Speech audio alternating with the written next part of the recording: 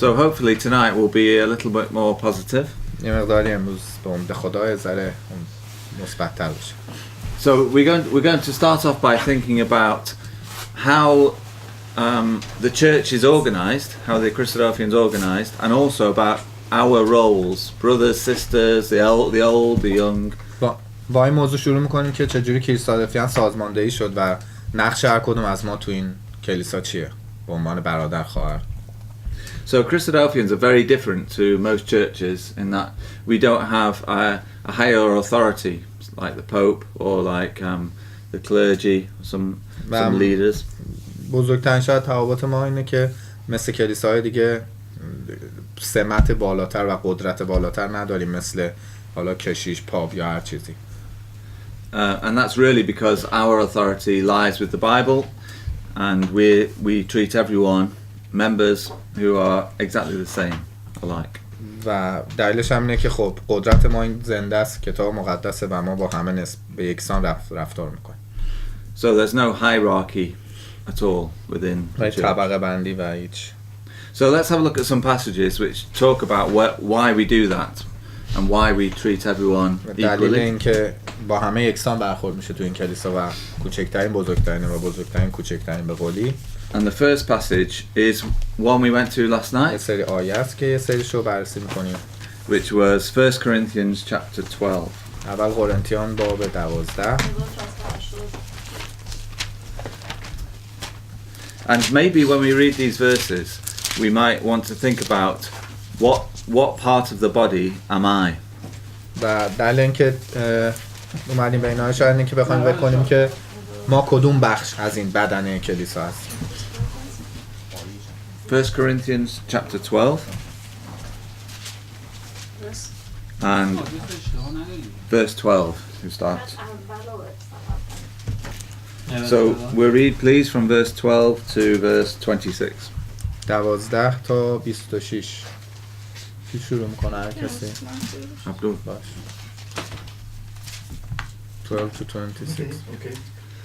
هەروەکو چۆن لەشی یەک ئەندام زۆر هەیە هەموو ئەندامان لەشی لەگەڵ زۆریان یەک لەشن مەسیحیش بەم شێوەیەیە چونکە هەمومان بە یەک ڕۆح بە یەک جەستە لە ئاو هەڵدەکێشتین جوڵەکان یان ناوجوڵەکان کۆیلە یان ئازاد هەمومان یەک ڕۆحمان پەیدا کردەوەکو بخوێنینەوە لەگەڵ ئەمەشدا لەشەکە یەک ئەندامی نییە بەڵکو زۆر ئەگەر قاچ بڵێت چونکە دەستی نیم هی لەش نیم ئایا ئیتر هی لەش نامێنێت ئەگەر گوێی بڵێت چونکە چاوم نییە هی لەشیم نییە ئایا ئیتر هی لەش نامێنێت ئەگەر هەموو لەش و چاو وایە ئەوە گوا بیستن ئەگەر هەموو بیستن وایە ئەوە کوا بوون بۆنکردن بەڵام ئێستا خدا ئەندامەکانی داناوە و هەر یەکە لە لەشیدا وەکو ویستی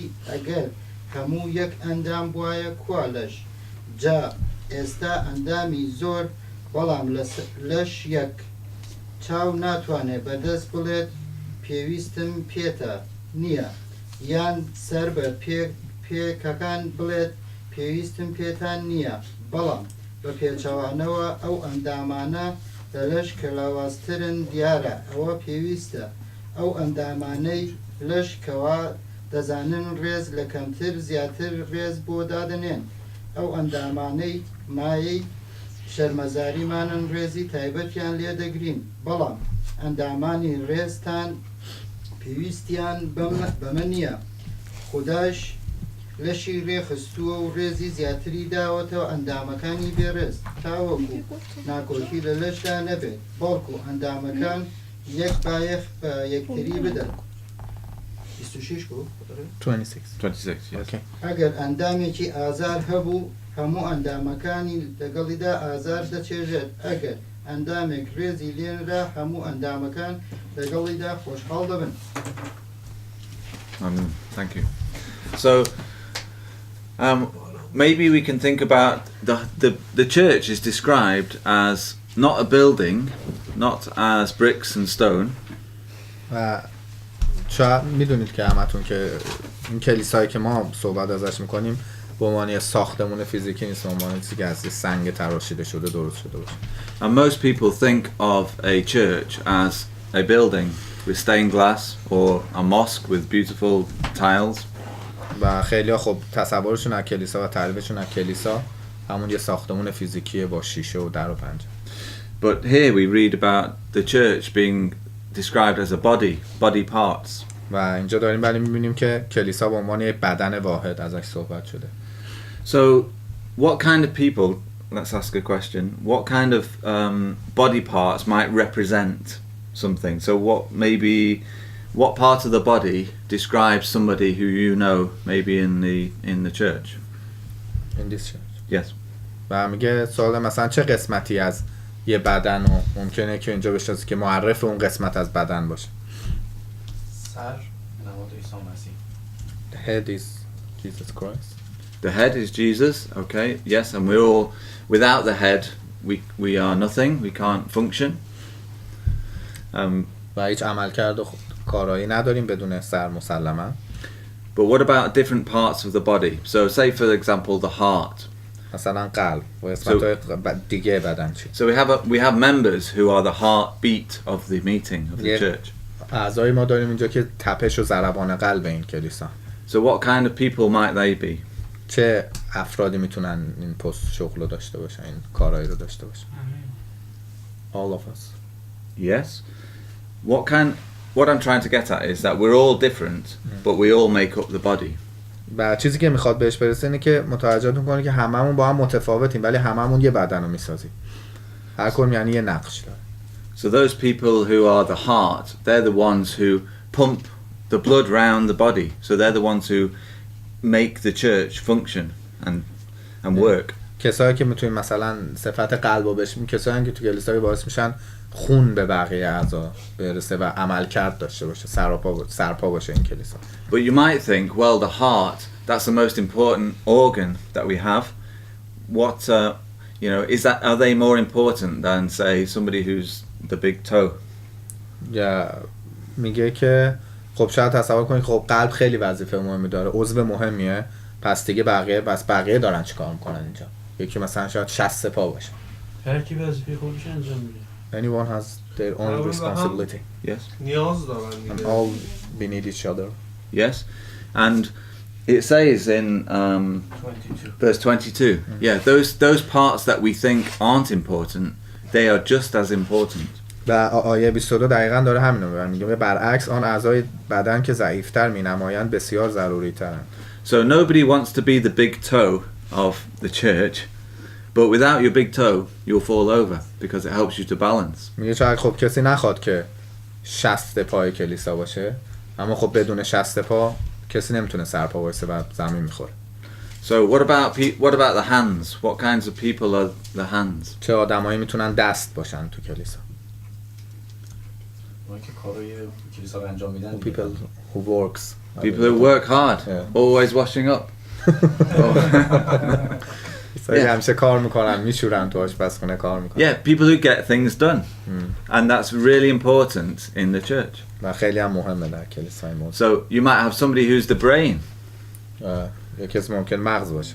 So they'll be the academics. They'll be the ones who, like Andy Jenkins, who reads the Bible all day and all night because he loves to study. And you of course. و کسایی مثلا اندی جرکینز رو داره مثال میزنه که دائما اون میتونه مغز کلیسا باشه که به صورت فقط کارهای آکادمیک کلیسا رو انجام میده، چون صبح و شب فقط داره میخونه.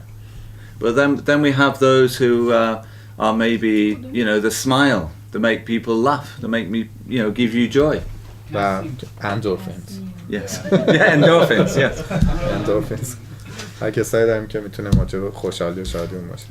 Or, when you think about this, it's very powerful. When you think about maybe the stomach with juices that break down food. و میتونه معده بالاخره و شکم معده خودش وظیفه این داره که غذا رو هضم کنه و میشکنه. هر کدوم وظیفه‌ش مهمه. Nobody wants to be described as the intestine. But they do a really important job. They break down problems or they process things. هر کدوم بالاخره موضع مهم خودشونو دارن و هر کدوم مهم اینه که هر کدوم یه مشکلی رو مرتفع میکنن. اینجا فقط وظیفه چشم یه مقدار سخته. The responsibility of eyes is difficult Eyes. عمله باید تو یه چشم ببینه دیگه. because we should see all in same with one Same side. focus, Yes, yes.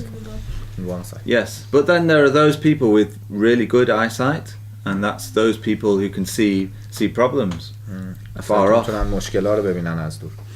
or those who focus in on somebody's problem and helps out another member. یا کسی که به مشکل یه عضو دیگه نگاه میکنه و تمرکز میکنه روش تا مشکلش رو برطرف کنه. So what do you think the point is of this image, this idea? What's the point? نمی‌خواین نکته این نظریه، نکته این تصویری که کشیدن به تصویر در اومده چیه؟ همه ما با هم برابریم. All the same. Yes. We are equal. Quality. کنار همین که مکمله هم Or مکمل next to each other. Yes. یک عضو Should work نداشته together. بقیه‌شون And if one part doesn't work properly, the others cannot. That's right. And also, it's a great we say in English a leveler. We're all on the same level. We don't have people who are more important than other members. و هیچ کسی نیست که مهمتر و معتبرتر از کسی دیگه باشه. So that's really important. I think that's a really important thing, because in most religious setups or religious organizations, there's a real hierarchy. و خیلی مهمه میگه قضیه، چون تو اغلب سیستم های مذهبی همیشه یه طبقه بندی است و یکی همیشه بالاتره. So let's turn over now to Galatians غلاطیان chapter 3. باب 3. 1316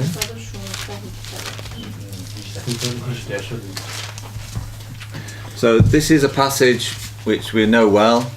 Nassim's got lots of highlighting. So this is متن خیلی خوب همه بشناسید. about how we are joined to the faith of Abraham. این که توضیح میده چه جوری ما میتونیم ملحق شیم به ایمان ابراهیم و جزء ایمان ابراهیم بشیم. But there's a passage here which just tells us about how we are all equal in God's sight. و همچنین آیه داره توضیح میده که این متن که هممون چجوری به چشم خدا برابره. Because we're going to talk about different roles and responsibilities in the church for men and women. چون داریم صحبت میکنیم راجع به رول ها و نقش های برادر خواهرها و زن و مردا تو کلیسا که هر کدوم چه کاری انجام میدن. But it's very important to understand it in this context, that we are all the same in Christ. ولی خیلی مهمه که اینو تو قالب این قضیه قرارش بدیم و بدونیم که هممون برابریم. So can we read verse 26 to 29? 26 تا 29. زیرا در مسیح عیسی شما همه به واسطه ایمان پسران خدایید، چرا که همگی شما که در مسیح تعمید یافتید مسیح را در بر کردید. دیگر نه یهودی معنی دارد نه یونانی، نه غلام نه آزاد، نه مرد نه زن، زیرا شما همگی در مسیح عیسی یکی هستید. و حال اگر شما از آن مسیح هستید پس نسل ابراهیمید و بنا بر وعده وارثان نیز هستید. Thank you. So this tells us that we are all, whether we're black, we're white, whether we're male or female, whether we are Jewish or non-Jewish, we're all the same. و داره آیه میگه که همه ما چه مرد چه زن چه سیاه چه سفید و چه یهودی غیر یهودی هممون یکسان. And in the last verse it tells us that we are heirs. What is that the same word? وارث. Fathers. همه ما وارثیم. So what is it that we are going to inherit? چی قراره به ارث ببریم؟ پادشاهی خداوند. God's kingdom. The kingdom which was promised to Abraham. که پادشاهی که دقیقا خدا به ابراهیم قول شد. So that's the kind of background to looking now at individual responsibilities and roles. و این در واقع یه بک‌گراند پس زمینه بود برای اینکه نگاه کنیم به اینکه هر کی چه پست و جایگاهی داره. So let's have a look. We're going to have a look at quite a few passages now which talk about the old, the young, husbands, wives, women and men, and let's see what. Although we're all equal, we have different roles in the گفتیم church. اگر هممون برابریم هر کدوم نقش و وظیفه خودمون رو تو کلیسا داریم. الان چند تا متن رو میخواد بررسی کنه راجع به یک توضیح میده جزئی راجب کوچیک و بزرگ، زن، مرد، نمیدونم مسن، جوون که هر کدوم چه نقشی داره. So if we have a look at 1 Corinthians chapter 11. اول قرنتیان باب 11.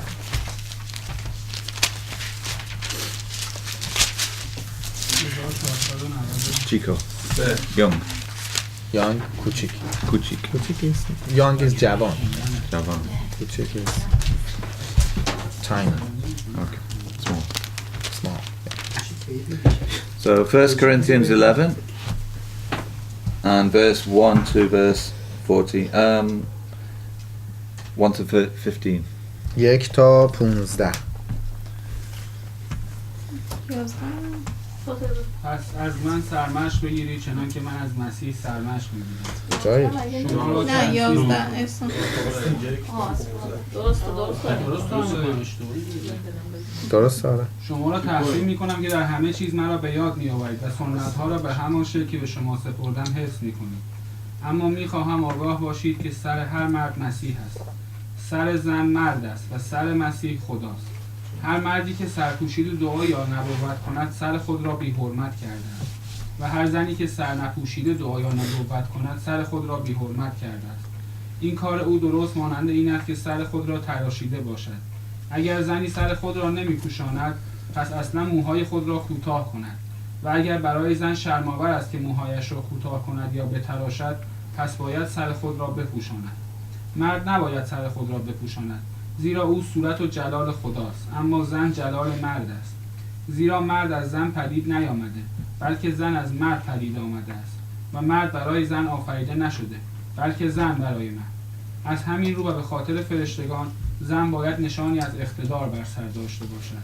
با وجود این در خداوند نه زن از مرد بی نیاز است نه مرد از زن. همان گونه که زن از مرد پدید آمد مرد نیز به واسطه زن پدید می آید. اما پدید آورنده همه چیز خداست. خود قضاوت کنید. آیا برای زن شایسته است که سر نپوشیده به درگاه خدا دعا کند؟ آیا طبیعت امور خود به شما نمی آموزد که اگر مردی موی بلند داشته باشد برای او شرم‌آور است، اما اگر زنی موی بلند داشته باشد مایه افتخار اوست، زیرا موی بلند به عنوان کوشش به زن داده شده است. Thank you. So this is the passage that is why as Christadelphians all the females who are sisters will wear head coverings. متنیه که با توجه به این متن تصمیم گرفتن که و همه کریستالفیان و خواهرها و زنها همشون سرشون رو میپوشن. So what from this passage can you tell us why we do that? طبق این متن چرا ما این کارو میکنیم؟ چرا زنها باید سرشون رو بپوشن؟ خب اینکه شایسته نیست دیگه سر نپوشیده It's خدا رو not دعا good کنه. to don't covering the head and praise to God. But why is چرا خب شایسته نیست؟ باز این سوال داره. Men have hair short, it's no problem. Yes. For women, it's better to cover. Yes. So in one woman, okay, it's cut hair. It's okay, no, it's not good. It's hair long is for women. Yes. It's for cover. And for the son, it's better to cover in church. Yes, and why is that? What's the reason? دلیلش چیه؟ It's a woman coming from men, no men from women. آیه 8. Yes. 8. Or the verse before that, verse 7. Yes, so there is here it's all to do really with being everybody who's mentioned here is subservient to someone else. و هر کسی زیر شاخه یکی دیگه است اینجا طبق این آیه. So we are all subservient to God. هممون زیر شاخه خداییم. And man was created in the image of God. و مرد به عنوان تصویری از خدا ساخته شد. And God it has male characteristics. و خدا اول شخصیت مذکر رو به وجود آورد. And the woman was made, Eve, the first woman, was made from Adam, from the rib. و حوا هم که به عنوان اولین زد از دنده مرد آفریده شد. But of course the man is subservient to Christ. و همچنین مرد زیر شاخه از مسیحه. and the woman, it says here, is under the man. و اینجا داره میگه که زن زیر مرده، زیر شاخه مرد. So there are different roles here and there's different positions. اینجا جایگاه و وظیفه‌های مختلف توضیح داده شده. So that's why when a sister covers her hair, it's because, as verse 10 says, it's that she must have her hair covered because it shows respect for the church, for the man. برای احترامیه که باید زن به کلیسا و مرد بذاره، باید سرشو بپوشه. And in the same sense, the man doesn't wear a head covering because he has respect for Christ and for God. و در همین معنی، همین در سوی دیگرش هم مرد نباید سرشو بپوشونه که احترام بذاره به مسیح و خدا. ببخشید من سوال بپرسم. الان ایشون فرمودن که زن به واسطه مرد به وجود اومده و باید زیر دست مرد باشه. آیه 12 فکر می‌کنم یه جورایی برابر دونسته. You said that women are under the men. But verse 12 به واسطه change the idea in prayer verses. Yes. So all of us, مرد و زن رو برابر دونسته. all of us are born We from see a woman. we see it's like an inequality here in beginning verses, and then verse 12 and so Turns on. it round. Turns around. Yes, because every one of us is born of a woman, aren't we? We're only alive because of our mothers. چرا به خاطر اینکه همه ما خودمون از یه زن به دنیا آمدیم که اون مادرمونه. Couldn't this be a contradiction? Well, it has to be. That's why we went to those verses first of all, to say that we're all equal. We just have a different role to show. تضاد، امیر تضاد رو پرسیدن، میگه تضاد نیست، چون همه مساوی از نظر ارزشی، ولی بحث اون جایگاه از نظر وظیفه‌ایه یه جورایی. So, can I ask why in Muslim societies, why the women are حجاب. all different types of covering? میگه سوال داره که چرا تو جامعه اسلام مثل ایران زنها حجاب دارن؟ اونا فکر میکنن مرد به گناه میفته واسه اینکه زن حجاب. Because the authority think that's they can tempt a man. Yes. So it's to cover up the flesh, basically. Yeah. So ریشش اینه که از شریعت موسی اومده.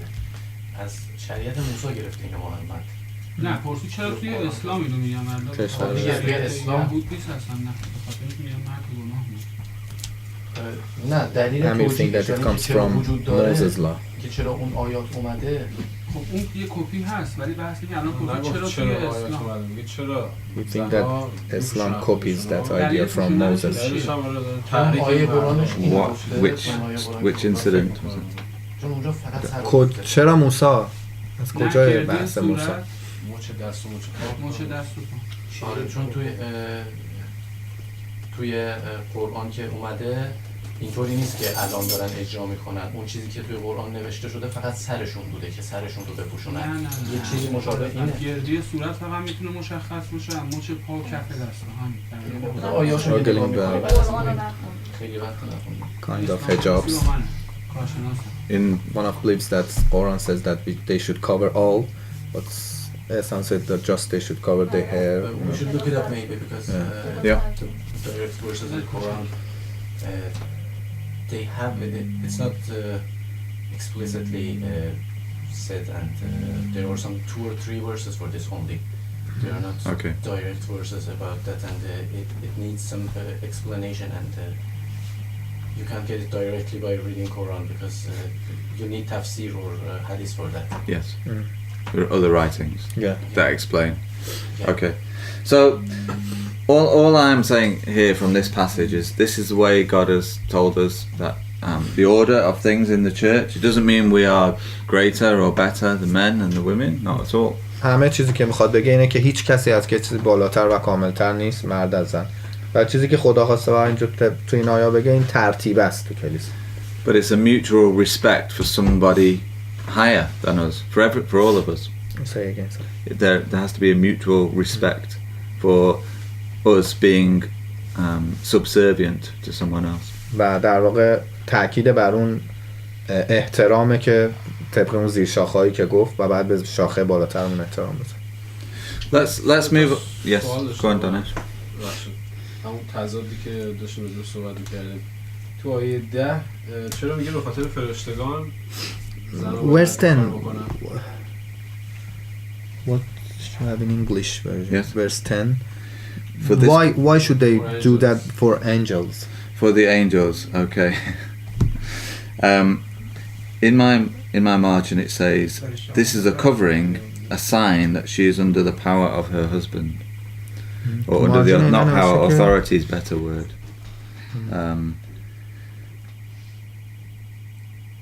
Because of the angels. The angels are in the presence of God.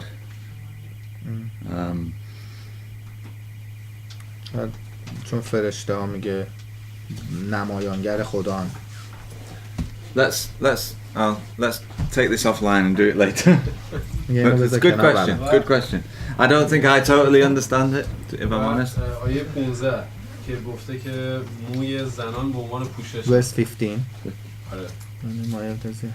Because their hair is as a covering. اونجا گفته سرشون رو بپوشونن و اینجا گفتن It's a bit confusing, isn't it? Yeah, The hair yeah, is a covering, but then you have to then cover the hair. again. It's more about the head rather than the hair. It's the head being under same authority. in English as well. Yes. And I think The point is when it is covered, what's the need to cover it again? You mean we be- make the point of we need to cover it, Yes. alright, and then we come and say it has been covered. So what's the What's need the to cover difference? the covered? I Yes. think it was an issue in that Corinth about line for men's, I think, and the Yes, it's Paulus here. wrote the letter. You think they had an issue Yeah, in for Corinth? Saul, yeah. Yes.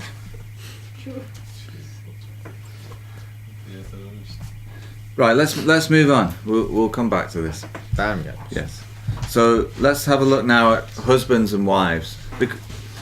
It isn't. There is different role here because we'll come on to this in a minute. But it talks about that the women should not usurp or go above a brother when he's teaching doctrine. و در کل باز داره تاکید میکنه که همش بحث اون نقشه است و بحث اون مسئولیت است که زن نباید بره در رابطه با مثلا علم و حکمتی که در رابطه با دانش این کریستالفی، دانش کتاب مقدس، مرد بعد بالاتر وایسه.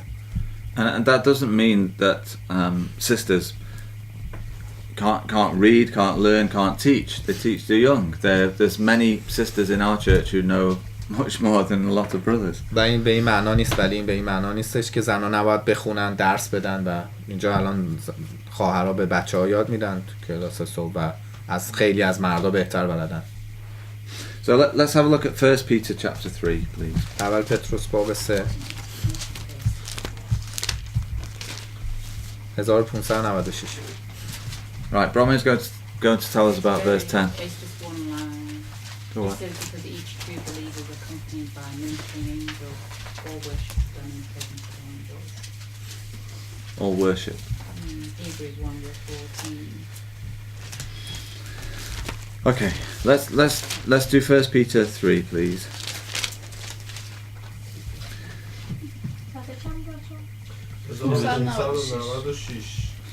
So it's Petrus. پتروس 1 Peter chapter 3, verse 1 to 7. 1 تا 7.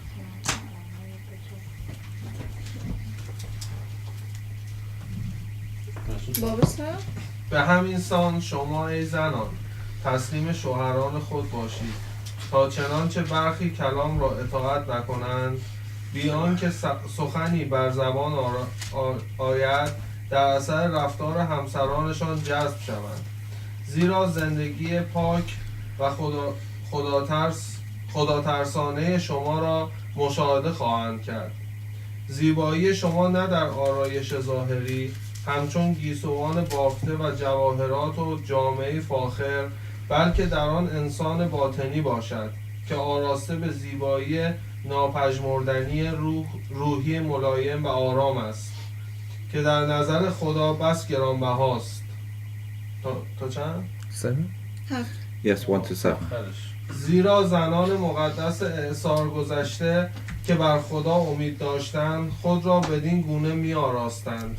آنان تسلیم شوهران خود بودند، چنان که سارا مطیع ابراهیم بود و او را سرور خود می خواند.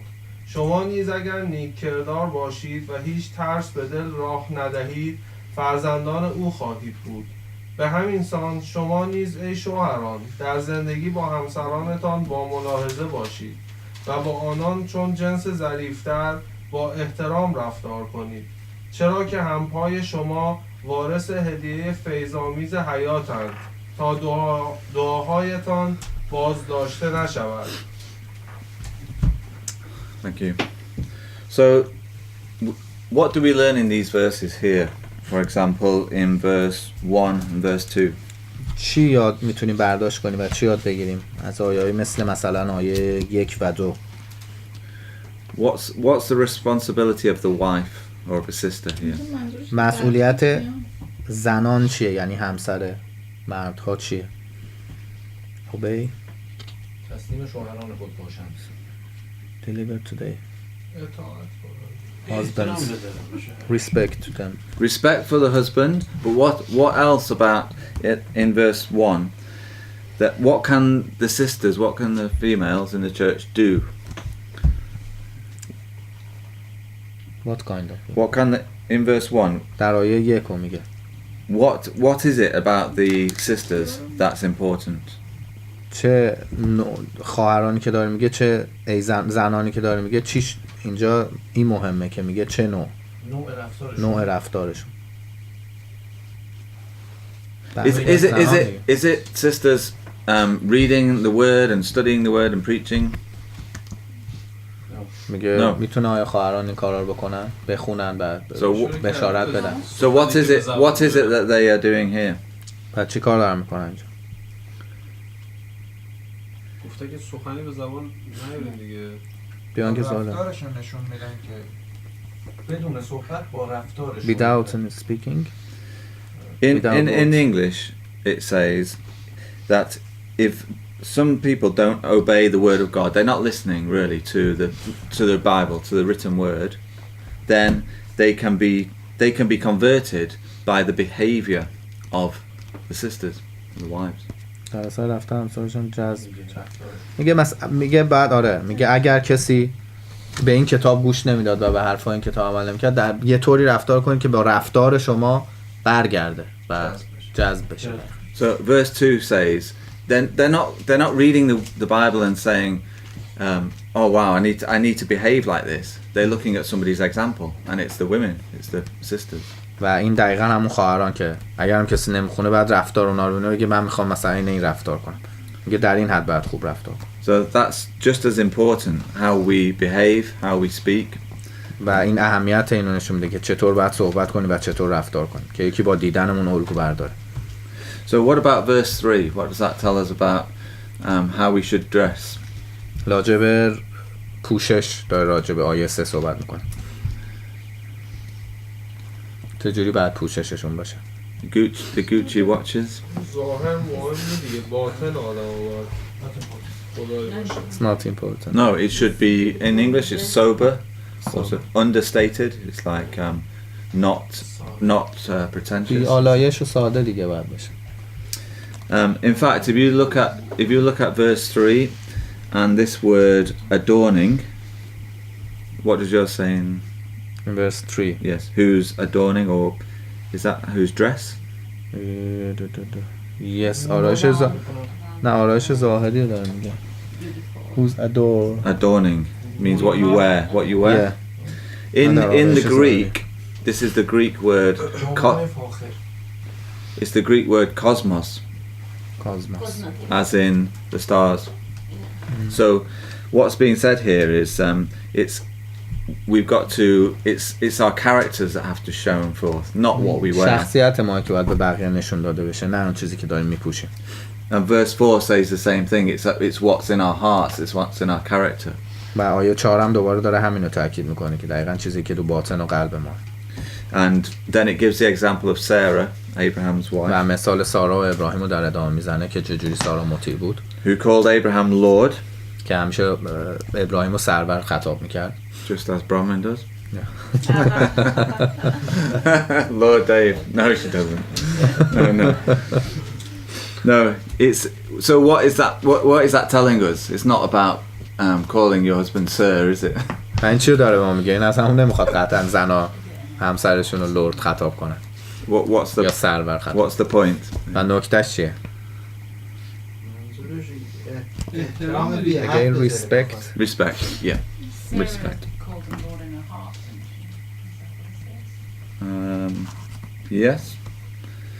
But then, when we think, oh, all the wives have to do everything here, then we get verse 7.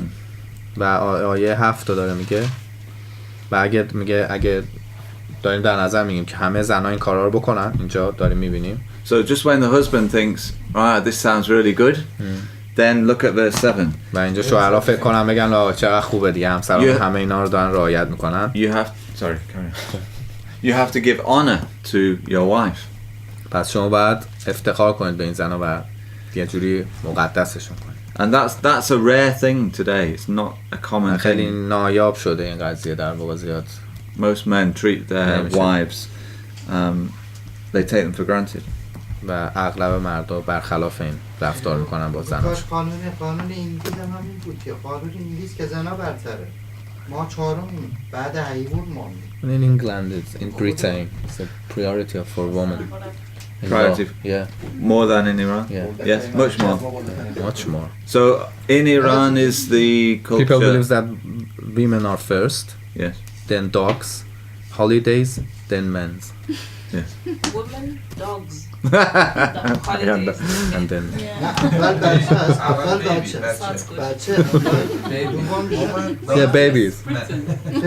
in the first baby Yeah. first Yes. آه، baby اینا Second واقعا woman, خودشون نمی‌دونن. animal and men wow Sweet. For last. So there's another word in verse 7 which we read in Galatians 2. که Can we find this? کلمه ای هست تو آیه 7 که تو غلاطیان هم باش روبرو شدیم. وارث Heirs together. heirs together. Yes. So we're looking forward, we're walking together as husband and wives towards the same goal. چیزی که مهمه زن و شوهر به یه هدف مشترک با هم قدم برمیدارن و وارث یه مثل مشترک. So that's the most important thing in any marriage is a shared hope. و این مهمترین چیز تو هر ازدواجه که تقسیم میکنن اون امیدو با هم، یه امید مشترک. So let's have a look now at Ephesians chapter 5, please. افسوسیان باب 5.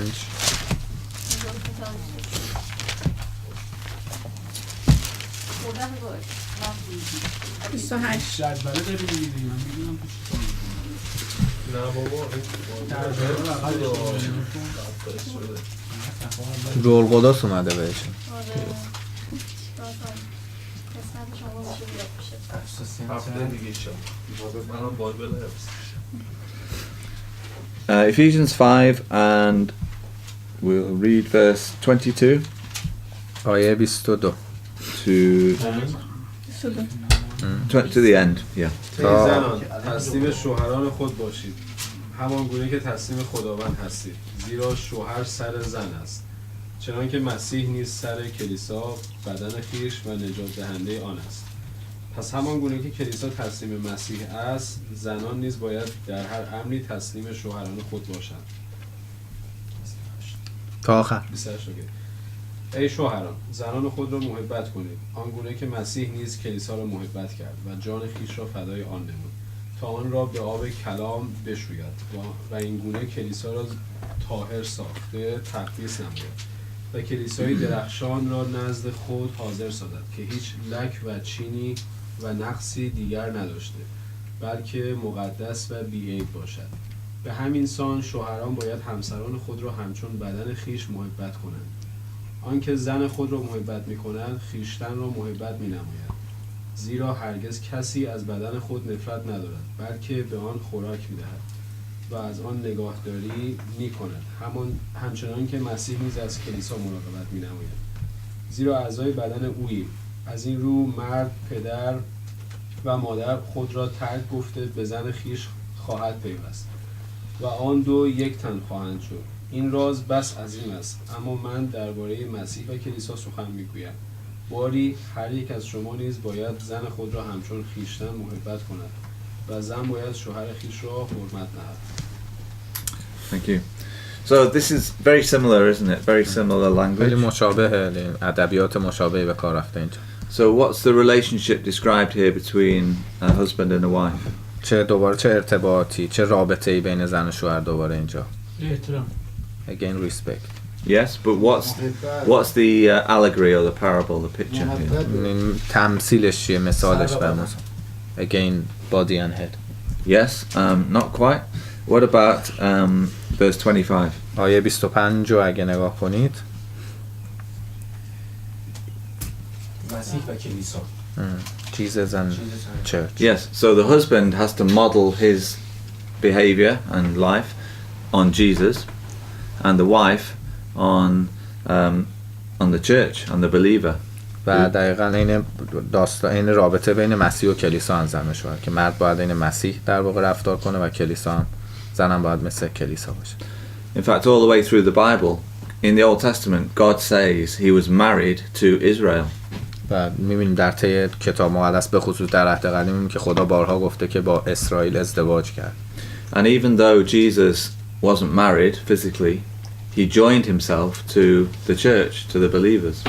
و با اینکه علیرغم اینکه مسیح هم به صورت فیزیکی ازدواج نکرد، عیناً ازدواج نکرد، ولی خب ملحق شد خودش به کلیسا و ما میگیم که همه ما عروسان مسیح. میستم میشه گفت در واقع این دو تا مکمل همه بدون هم دیگه چیزی نیستن. کدوم دو تا؟ مسیح و کلیسا رابطه زن و مرد همون میشه.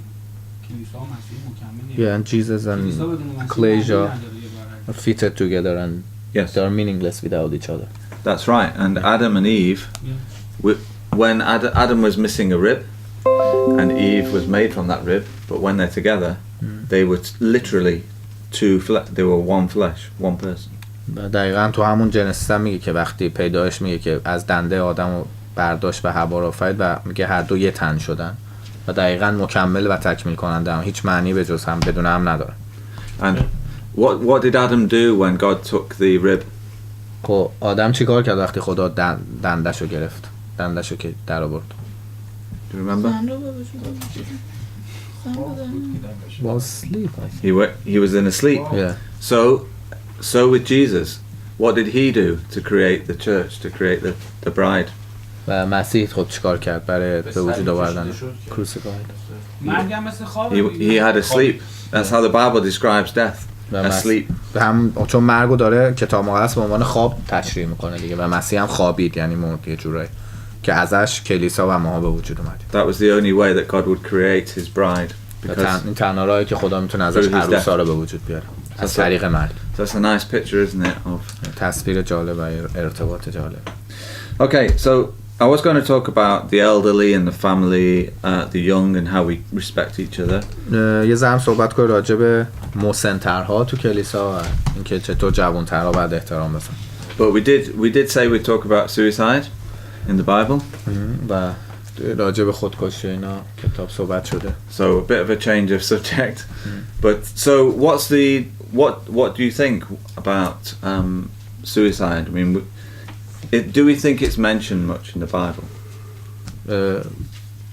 یعنی ترجیح داد که اصلا از این بحث گذر کنه بره بحث هم خودکشی و اینا که میگه ذره بحث هم بچه و میگه فکر میکنید چقدر نوشته شده باشه راجع به این قضیه تو کتاب مقدس. Can you think of any examples? فکر میکنید مثالی Just Iscariot. Judas Iscariot? Yes. Anyone else?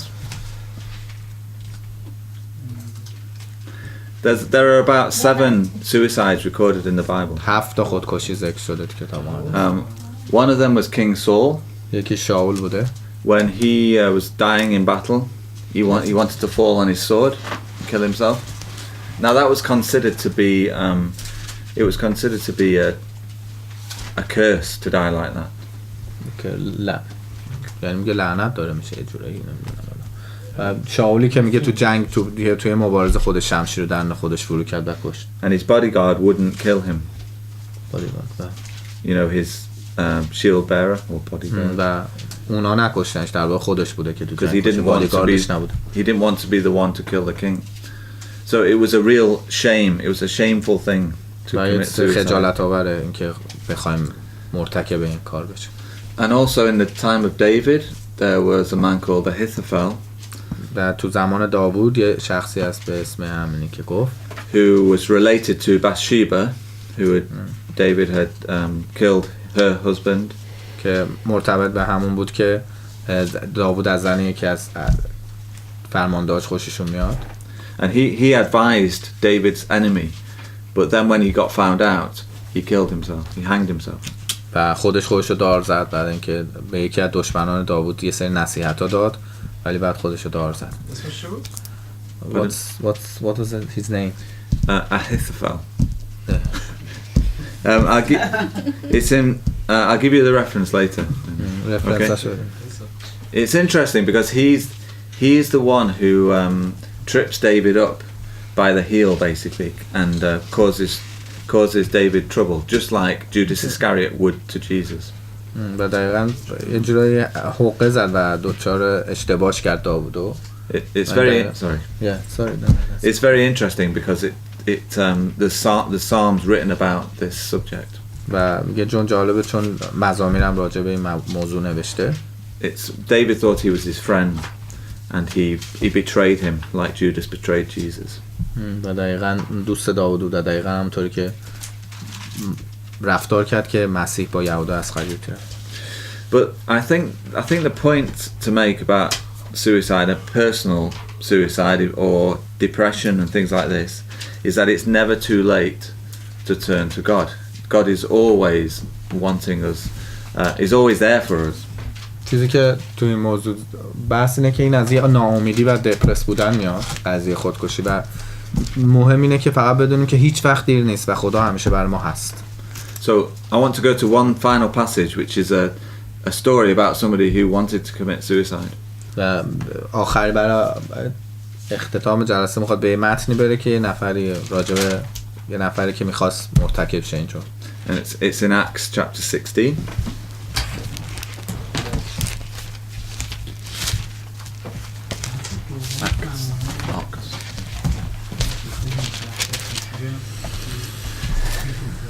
Now, this story is set. 1439. This story is set in Philippi, which was in modern day Greece, I think.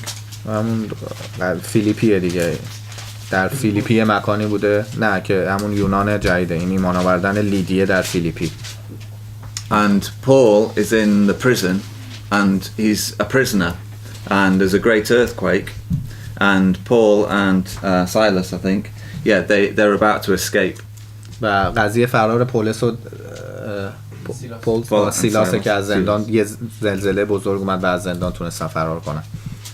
And the prison guard or the prison keeper, نگهبان زندان یا همون سر اونجا، it was his responsibility to look after the prisoners, and if they escaped, he would get executed.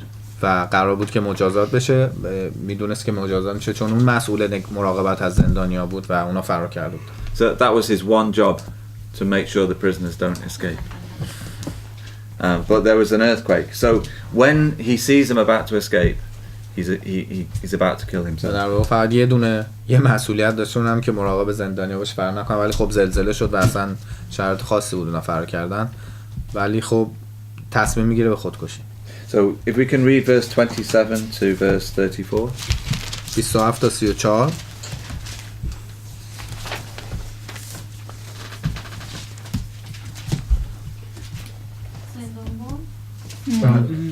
زندانبان بیدار شد و چون درهای گشوده زندان را دید شمشیر برکشید تا خود را بکشد، زیرا میپنداشت زندانیان گریخته‌اند. اما پولس با صدای بلند ندا در داده گفت به خود آسیب مرسان که ما همه اینجاییم. زندانبان چراغ خواست و سراسیمه به درون زندان رفت و در حالی که میلرزید به پای پولس و سیلاس افتاد. سپس ایشان را بیرون آورد و پرسید ای سروران چه کنم تا نجات یابم؟ تا چند بخونم؟ 34. Yes, 34. 34. پاسخ دادند به خداوند عیسی مسیح ایمان آور که تو و اهل خانه‌ات نجات خواهید یافت. آنگاه کلام خداوند را برای او و همه کسانی که در خانه‌اش بودند بیان کردند. در همان ساعت از شب زندانبان آنها را برداشته زخم‌هایشان را شست و بیدرنگ او و همه اهل خانه‌اش تعمید گرفتند. او ایشان را به خانه خود برد و سفره‌ای برایشان گسترد. او و همه اهل خانه‌اش از ایمان آوردن به خدا بسیار شاد بودند. So here's a man who was about to fall on his sword, it says in verse 27. آیه 27 میبینیم که نوشته اینجا الان زندانبان تصمیم گرفته بود که خودشو بکشه، تقریبا شمشیر برشه که خودشو بکشه. So he felt like his life was not worth living because he was going to be killed. آره و چون میدونست خیال کرده بود فرار کردن از زندان و میبینیم که راه دیگه ای نیست. And look at what Paul says in verse 28. Do yourself no harm. Is that what you've got? دعای 28 اگه ببینید پولس خیلی واضح گفته به خودت آسیب نرسون. So, you know, people talk about self-harm, don't they, and about harming themselves because of whatever reason. Well, it's never too late. Here's someone who is about to kill themselves. و اینجا کسی رو داریم که تقریبا قرار بود خودشو بکشه و اینجا داره بحث خودزنی و اینا رو اشاره. بعضیا خودزنی میکنن و خیال میکنن به در بسته خوردن. And in fact, in the next few verses, in the next few minutes, he says, what do I need to do? And Paul says, believe and be baptized and you can be saved. و می‌بینیم دقیقاً چند دقیقه بیشتر نمیگذره که میپرسه که چی کار باید بکنم تا نجات پیدا کنم و پولس بهش میگه که فقط ایمان بیار و غسل بگیر نجات پیدا می‌کنی. And in fact, he took the prisoners, Paul and Silas, the same hour and he washed their wounds. You know, he looked after them. و دقیقاً یک ساعت هم نوشته که تو همون ساعت‌ها میبره پولس و سیلاس رو برمی‌داره میبره زخماشون هم خوب میکنه و مراقبت میکنه ازش. And verse 34, they have a meal together, they rejoice, and all his family believed as well. و آیه 34 هم میبینیم که دور هم جمع شدن، کل خانواده‌اش ایمان آورد و کلی هم شاد شد. So this is a nice, although obviously this is a real story, it's a great miracle, but it's also a parable about us because we need to, you know, we're going to die because of our sin.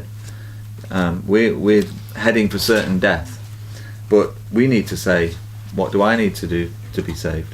و علیرغم اینکه یه داستان واقعیه و خب قطعا واقعا اتفاق افتاده ولی خب برای ما یه مثال و نمونه داخلش داره که اونم اینه که ما قطعا با مرگ قطعی روبرویم و بهش میرسیم و خواهیم مرد و نکتهش اینه که ما هم به خودمون بپرسیم چیکار کنم که نجات پیدا کنم. So I would just say it's just never too late. God is always wanting us to turn back to him and he loves us. و چیزی که هست اینه که هیچ وقت دیر نیست و خدا همیشه هست تا از ما مراقبت کنه و اون دوستمون داره. Having said all that, when it comes down to reality and to real life, we're not professionals, you know, and it's a very hard thing to deal with, depression and things like this. هرچند به زندگی واقعی که برسیم می‌بینیم اونقدی قوی نیستیم و حرفه‌ای نیستیم که بخوایم مقابله کنیم با همه سختی‌هایی که زندگی میاد و خیلی شاید راحت دچار دپرس بودن و ناامیدی بشیم. But we will always get hope from the Bible and from the word of God. ولی همیشه میتونیم از کتاب مقدس و کلمات خدا اون امیدو بگیریم. So there was one other thing. Have we got time for 2 minutes? You wanted to know about I think we need to do this properly.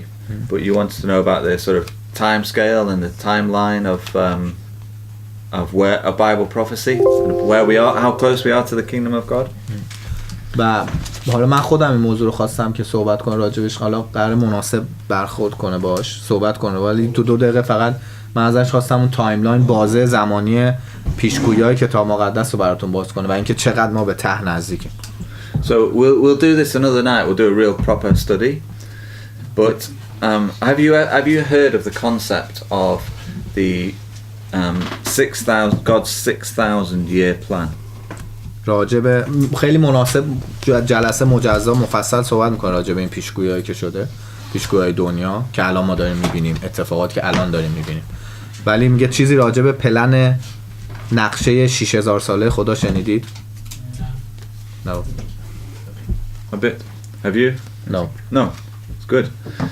So I'm not going to go into it right now, but basically I believe this, that there's 6,000 years of man's rule, and then 1,000 years, which is the start of the kingdom of God. و توضیح میده بعدم مفصل راجعش، ولی خودش اعتقاد داره و باورش اینه که 6,000 سال فرمان روایی انسان ها رو داریم رو زمین و بعد 1,000 سال فرمان روایی خدا یا هم مسیح تو پادشاهی خدا. And that 1,000 years is called the millennium, which we read about in Revelation. که راجع به اون هزاره میخونیم که تو مکاشفه اومده. So I believe that's the 1,000 years where Jesus is ruling on the earth, and then after that God himself will live on the earth. و اعتقاد داریم که 1,000 سال مسیح روی زمین پادشاهی خواهد کرد و بعد واگذار میکنه به خود خدا و خدا میاد روی زمین. But what's interesting is that there, all the way through the Bible, there's a pattern of 6 plus 1. و چیزی که جالبه اینه در لابلای کل کتاب مقدس ببینی همش یه الگوی 6 به علاوه 1 وجود داره.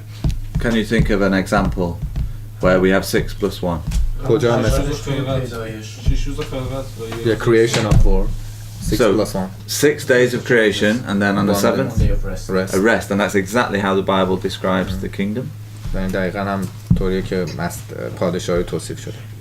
But more than that, in the law of Moses, there were 6 years where you could plant your seed, and in the 7th year you weren't allowed to plant any seed.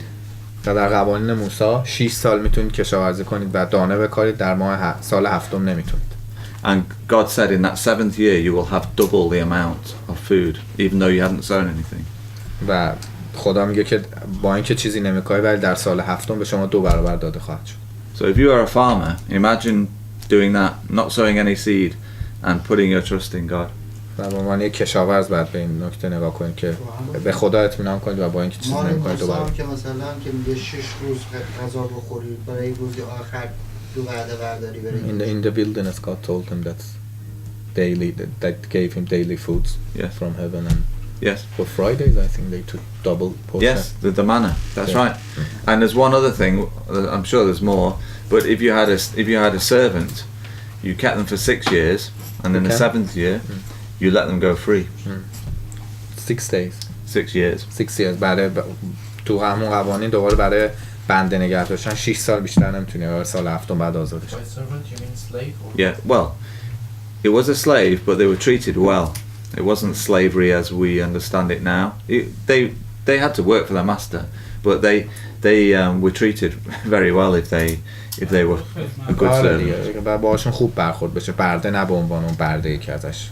All I'm saying is there's a pattern all the way through the Bible of 6 periods of work, labor, man, and then 6 is the number of man, and then 1 day of rest or the kingdom. Or و همش تو این الگوها میبینید 6ش مرتبط میشه به زندگی دنیوی و انسان و مرد که میشه همون حکمرانی انسان ها، و یه روزش همش استراحت داره توش و صلح و استراحته که میشه همون هزاره پادشاهی. And there has been 6,000 years of human history. You might think the earth is millions of years old. I don't. But 6,000 years of man's rule and of man, and we are at the year 6,000 roughly. So we're right on the threshold of the kingdom. و ما تقریبا رو 6,000 سالیم الان و شاید میگه فکر کنید شما فکر میکنید که میلیون ها سال بوده این حکمرانی انسانه، ولی 6,000 سال دقیقاً. یعنی اینطوری خودش فکر نمیکنه که میلیون ها سال باشه. ما دقیقاً سر اون تایم 6,000 سالی. But I think the exciting thing which you're probably interested in is the Russia, Iran, Europe, Israel situation. و چیزی که بر ما شاید جالب باشه وضعیت کنونی و تصمیماتی که الان ایران و روسیه و اسرائیل دارن میگیرن. And in fact this week, today, Israel and the Palestinians are escalating the trouble they're fighting there. دقیقاً مشکلاتی که الان بین اسرائیل و فلسطین هست، مشکلاتی که دارن پدید میارن. Which we're interested in because it could quite easily lead to something bigger. چون خیلی راحت این ارتباط داره به چیز خیلی بزرگتر. And Brexit, we not even talked about Brexit. Brexit in the Bible, yes. راجبش صحبت شده که باید انگلیس از اروپا جدا بشه. Christadelphians said for 200 years. It's in Ezekiel. Isaiah. Well, yeah, no, you're right. Yeah. It's a complicated argument.